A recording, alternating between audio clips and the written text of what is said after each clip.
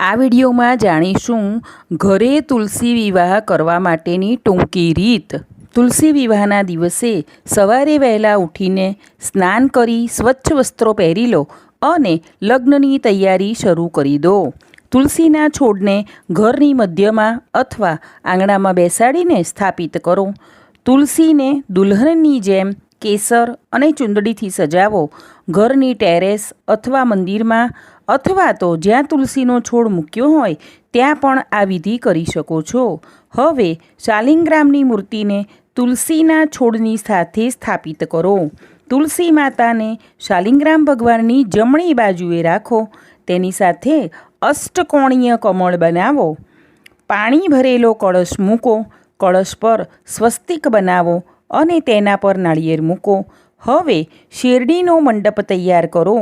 તુલસીની નજીક ઘીનો દીવો પ્રગટાવો। ભગવાન શાલિગ્રામને હળદર ચડાવો। શેરડીના મંડપ પર પણ હળદરનો લેપ લગાવો। હવે તુલસી માતાને દુલ્હનની જેમ તૈયાર કરો, જેમ કે હાર, બંગડી, બિંદી વગેરે પહેરાવો। ચૂંદડી ઓઢાડો। શાલિગ્રામને પણ શણગારો।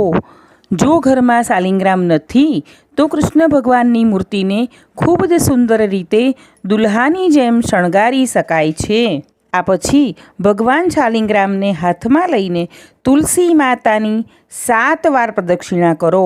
આવડે તો લગ્નના શુભ ગીતો પણ ગાઓ। જો લગ્નના શુભ ગીતો ન આવડે તો મોબાઈલમાંથી પણ વગાડી શકાય છે, જેથી આખું વાતાવરણ વિવાહ જેવું જ લાગશે।